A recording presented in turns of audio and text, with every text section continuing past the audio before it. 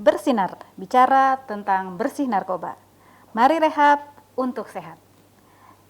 Om Swastiastu. Assalamualaikum warahmatullahi wabarakatuh. Sobat Bintang, untuk kesempatan di hari ini 14 Februari 2022, saya ditemani oleh seorang narasumber, dokter ahli muda dari Lembaga Pemasyarakatan Lapas Kelas 2A Kroboan. Selamat siang dokter. Siang. Dok, sebelum kami lanjut, sedikit tentang profil dokter. Tolong perkenalkan diri dok sebelum kami lanjutkan. Wah, jadi malu nih saya. Saya Dokter Siti Wiraningsih, tapi biasa dipanggil Dokter Wira. Kalau teman-teman kuliah manggilnya sih Dokter Wiwi ya. Saya pernah bertugas di beberapa tempat, pernah di Kalimantan, pernah di Jogja, pernah juga di Palu, pernah di Makassar, pernah juga di Mataram, ya terakhir di Bali, pulang kampung. Pulang kampung. Berarti dokter kelahiran Bali ya? Kelahiran Bali, ya. Orang Bali. Keseharian dokter selain bertugas di Lapas Kroboan, mungkin ada kegiatan lain? Sementara saya di Lapas Kerobokan karena kebetulan pas pindah mutasi ke lapas itu pas corona. Pas corona. Kalau sebelumnya saya di rumah sakit mata. Di rumah sakit mata? Ya, di Makassar. Kalau di Makassar kegiatannya banyak banget. Banyak banget. Karena belum corona waktu itu. Ini saya lihat dari CV dokter ada penelitian CA Cervix kerjasama Indonesia Belanda. Itu gimana ceritanya hingga bisa sampai bekerja sama dengan pemerintah Belanda dalam penelitian tentang kanker ya? Kanker Ya, cervix. ceritanya itu kan mau mencari vaksin nih untuk cervix karena tingginya kasus CA cervix di dunia ya, seluruh dunia. Jadi WHO memberi kepercayaan kepada Belanda untuk memimpin proyek ini. Digandenglah Indonesia, salah satunya Universitas Udayana yang menamatkan saya gitu. Jadi kita waktu itu ikut seleksi, ternyata saya lulus seleksi. Jadi kita terlibat dalam istilahnya screening. Screening itu kita mengambil sampel 6.000 wanita. 6.000? Iya. Wow. Di Bali. Di beberapa tempat. Jadi kita ambil pap smear, kita biopsi. Nah, dari sana nanti kita cek mana kira-kira yang berpotensi untuk menjadi pre-cancer atau dia menjadi cancer. Nah, nanti hasilnya itu diolah lagi di Belanda. Nah, dari sana nanti akan ditemukan kira-kira vaksinnya ini seperti apa nanti yang bisa dipakai oleh wanita seluruh dunia, begitu. Seperti itu. Ya, untuk siang hari ini kan tema kita mari rehab untuk sehat. Kadang-kadang warga ataupun masyarakat di Bali khususnya ataupun di Indonesia khususnya kan masih sedikit agak takut ya terkait dengan ajakan untuk ayo rehab. Menurut dokter, tips atau metode seperti apa yang dokter pakai untuk para narapidana di lapas untuk mengajak mereka agar mau direhab? Iya, sebenarnya sosialisasi yang penting ya, pendekatan ya. Yang namanya narapidana itu begitu dia masuk lapas pasti stres. Pasti. Ya. Walaupun itu sudah konsekuensi dari kesalahan yang dia lakukan. Nah, sebenarnya sih Kementerian Hukum dan HAM sudah lama mewacanakan bahwa sebenarnya narapidana narkoba itu penyalahguna narkoba ya. Iya, dia tidak layak untuk dipenjara sebetulnya ya. Dia lebih bagus masuk rumah rehab. Ya, rumah rehab bekerja sama dengan rumah sakit. Itu sih idealnya ya. Cuman negara kita belum bisa mewujudkannya. Mudah-mudahan ke depannya nanti bisa ya. Jadi sementara ya kita merehab dia di lapas gitu. Sejauh ini apa menurut dokter warga binaan dalam lapas itu setelah mereka menjalani masa pidana dan menjalani program rehab dan kemudian mengikuti untuk program asimilasi, apakah mereka akan sembuh atau pulih secara total di luaran pada masa asimilasi itu, atau ada kemungkinan untuk kambuh kembali, Dok? Nah, saya belum jawab yang tadi ya. Oh ya, siap. Kenapa mereka takut direhab? Iya. Iya. Pertama dia stres. Yang kedua dia takut nanti kalau direhab dia jadi lebih nggak bebas. Terus dia harus berhadapan dengan konselor, dengan psikiater, psikolog gitu ya. Ada beban itu dalam diri mereka.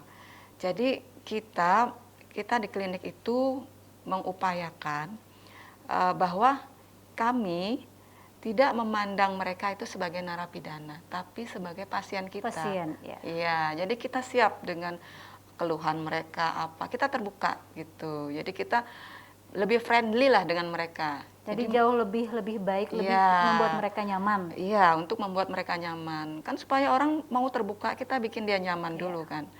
Nah, baru kita bisa pelan-pelan merubah mindsetnya. Kalau mindsetnya udah berubah, dia punya keyakinan sendiri, dia berubah sendiri kok. Gitu. Kalau kita paksakan tanpa kita tahu sebetulnya keinginan dia itu apa, ya pasti gagal lah rehab itu ya. Tapi kalau kita sudah bisa pendekatan, kita sudah tahu keinginannya dia apa, dia sudah terbuka, kita bisa memberikan solusi kan. Nah, kita juga bisa bikin suasana rehab itu lebih familiar, lebih happy. Apalagi kan pesertanya juga anak-anak muda kan, kebanyakan umur 20, 30, yang kepala 4 jarang malahan ya. Jadi kita bikinlah suasananya yang kekinian, mereka bisa happy, ya nggak tegang gitu. Pematerinya juga, membawainnya juga enak gitu ya. Bisa diterima, ada permainan-permainan, mereka saya rasa enjoy. Yang sebelumnya sih seperti itu, yang sekarang ya kita tingkatkan lagi. Mudah-mudahan selanjutnya peserta rehabnya nggak banyak yang menolak gitu. Ya. Itu satu tantangan juga buat para dokter yang bertugas di Lapas Kerobokan ya, untuk bisa mensukseskan program rehab. Karena sejauh ini yang saya tahu memang mengajak mereka rehab itu agak susah, apalagi jujur aja untuk datang melapor diri ke BNN. Kadang warga masyarakat di luaran sana masih beranggapan, ini stigma yang salah yang harus kita luruskan, bahwa rehabilitasi atau wajib lapor untuk mendapatkan layanan rehabilitasi di BNN itu tidak ditangkap atau tidak ditahan. Mereka takutnya seperti itu. Jadi baik kami maupun berkolaborasi dengan instansi terkait dengan lapas dan juga teman-teman yang ada di penyuluh tetap terus bersosialisasi bahwa pemahaman mereka salah, dan alhamdulillah Dok, untuk saat ini juga mereka udah mulai welcome, udah mulai berani lah. Yang terkait dengan selanjutnya untuk teman-teman yang menerima program asimilasi, apakah dokter yakin bahwa mereka akan kembali pulih, bisa bersosialisasi di tengah masyarakat, atau mungkin ada trik atau apa yang bisa mensukseskan program lapas terkait dengan asimilasi? Ya, kita kan berusaha ya semaksimal mungkin.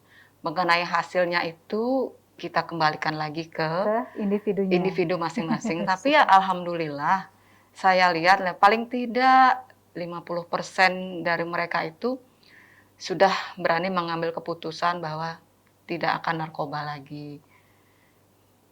Saya bisa lihat dari sehari-harinya mereka mulai rajin ibadah, ya, yang Kristen rajin ke gereja, yang Muslim ke masjid, yang Hindu ke pura. Dari sehari-hari itu saya lihat seperti itu. Jadi ya mudah-mudahan mereka betul-betul ya memang sudah lepas dari narkoba. Dan untuk blok rehab, itu memang kita jaga banget gitu loh. Tidak boleh ada sama sekali narkoba masuk ke sana. Baik, Sobat Bincang, kami akan kembali untuk segmen yang kedua setelah jeda beberapa saat. Terima kasih.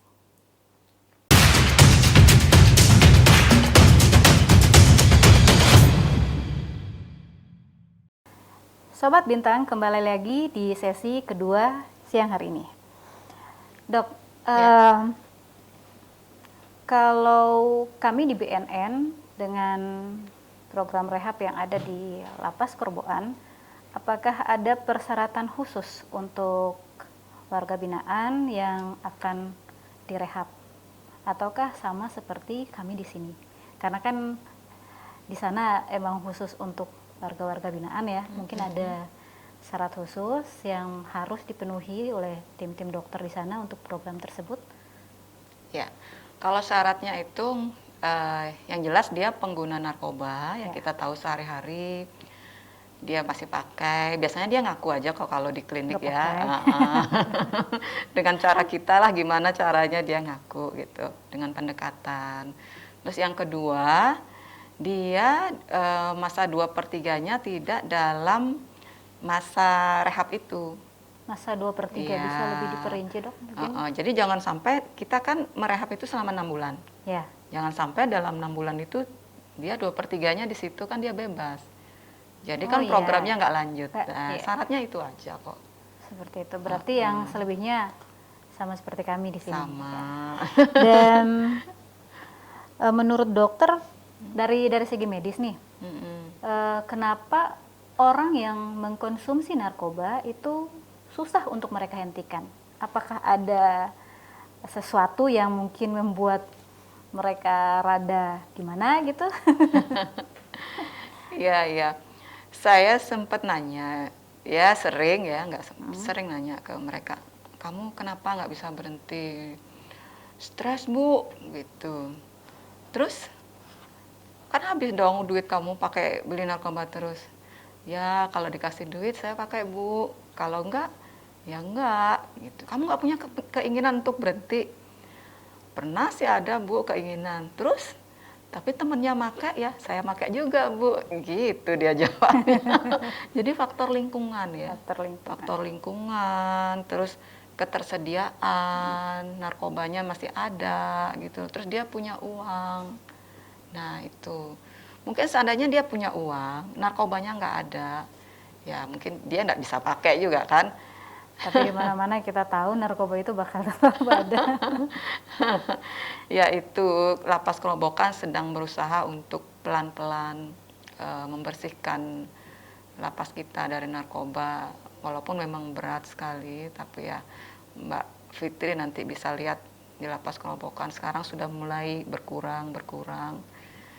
Mudah-mudahan kedepannya lagi bisa bersih lah seperti lapastik ya yang di Bangli itu. Siap.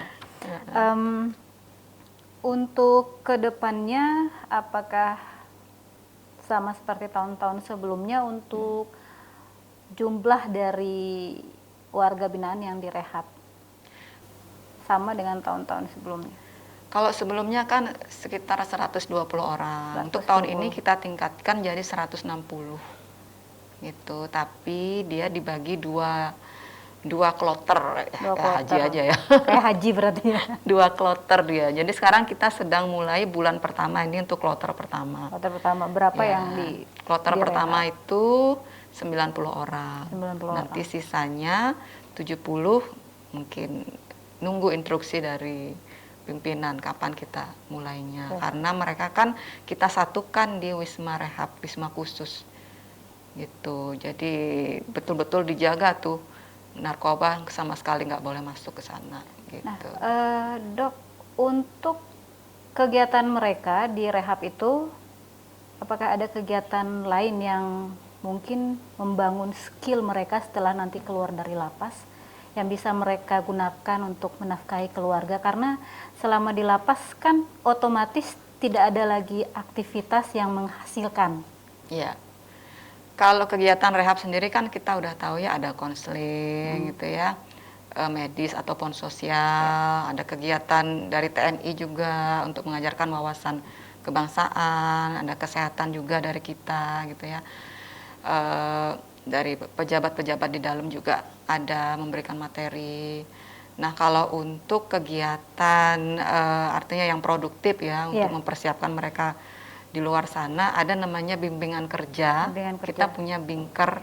Nah, jadi napi-napi yang punya keahlian memasak dia bisa kembangkan di sana.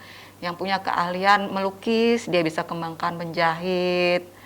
membuat perak, membuat baju, ukiran-ukiran gitu, macam-macam kerajinan lah bisa dikembangkan di sana di Bingker Kerja itu. Apakah Bingker Kerja itu ada hubungannya dengan atau kerjasama dengan Dinas Ketenagakerjaan atau memang murni program dari lapas itu sendiri? Murni program lapas. Cuman napi kita kan banyak banget tuh, overload. Jadi nggak semuanya bisa ditampung, dibina di situ. Nah, ada napi-napi yang dia punya bakat musik. Nah, kita kasih juga dia sarana untuk mengembangkan bakatnya. Setiap minggu mereka manggung tuh. Manggung. Ya, sambil mengasah bakat musiknya, mengasah suaranya, dia menghibur napi yang lain juga. Nah, seperti itu.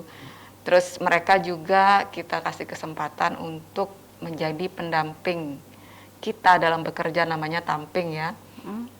Kalau di klinik, mereka kita ajari bersihkan luka, kita ajarin dia mengukur suhu. Jadi keterampilan perawat itu, tamping-tamping saya udah lumayan itu, jago-jago dia. Sampai saya bilang gini, kamu nanti bisa loh ikut dokter, saya bilang. Kalau sudah keluar dari sini. Setidaknya mereka punya keahlian atau mendapat satu ilmu selama dalam masa binaan yang bisa mereka terapkan untuk kehidupan mereka di depannya.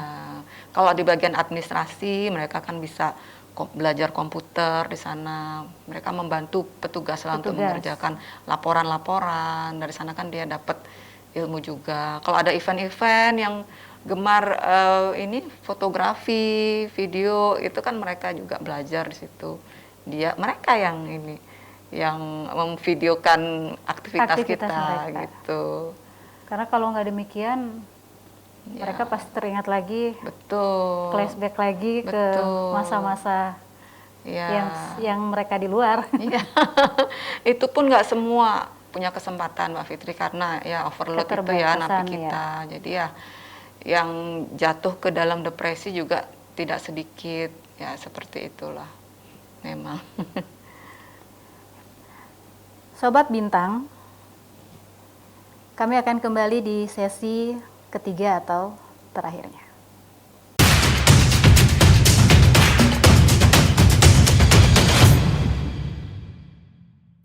Sobat Bintang, kembali lagi bersama saya di sini Fitri dan Dr. Wira dari Lapas Pemasyarakatan kelas 2 Kerobokan. Baik, untuk sesi kali ini atau sesi terakhir, sebelum kita pisah nih, pisah untuk bertemu lagi ya dok ya, karena kita masih tetap akan bersinergi dengan Lapas kelas 2 Kerobokan. Kesan dan pesan dokter untuk warga masyarakat Badung khususnya. Dalam hal rehabilitasi ini ya, jangan pernah insecure ya, dengan kata-kata rehabilitasi. Jadi rehabilitasi itu justru tujuannya ingin mengembalikan seseorang untuk menjadi yang lebih baik, untuk menjadi dirinya sendiri yang sebetulnya punya potensi yang besar. Ya, tapi karena akibat narkoba, potensinya itu tenggelam gitu. Setiap orang punya kemampuan, punya keistimewaan itu. Tuhan sudah ciptakan itu. Tidak hanya di masyarakat di luar ya. Di dalam napi-napi saya juga, saya selalu puji mereka. Kamu punya kemampuan, kamu diciptakan istimewa. Kamu harus yakin itu. Kalau kamu nggak yakin itu, kamu nggak percaya sama Tuhan, saya bilang gitu. Kamu itu pemenang di antara ribuan sperma, saya bilang gitu. Kamu pasti bisa. Waktu masih berbentuk sperma, kamu udah menang. Apalagi sekarang, udah berbentuk manusia, kamu tidak cacat. Hanya kamu salah jalan saja sesaat. Nah, jadi jangan lagi melihat ke belakang. Masa depan kita itu tidak dipengaruhi oleh masa lalu kita. Nah, tatap ke depan, mulai hidup yang baru. Kamu hebat, kamu pasti bisa. Saya selalu bilang gitu sama narapidana saya di sana. Saya sebenarnya nggak suka nyebut narapidana ya, warga binaan. Warga binaan. Saya sedih kalau nyebut narapidana sebenarnya. Jadi warga binaan, gitu. Makanya kami di sini juga teman-teman yang kesini wajib lapor, kami sapa mereka dengan sobat, ya, ataupun saudara yang secara tidak langsung tidak membuat mereka terluka. Karena kalau awalnya sudah tidak membuat mereka nyaman kan, berkelanjutan pasti sudah tidak nyaman. Betul. Ya, baik Sobat Bintang, sebelum kami akhiri, Bintang kali ini, Dok,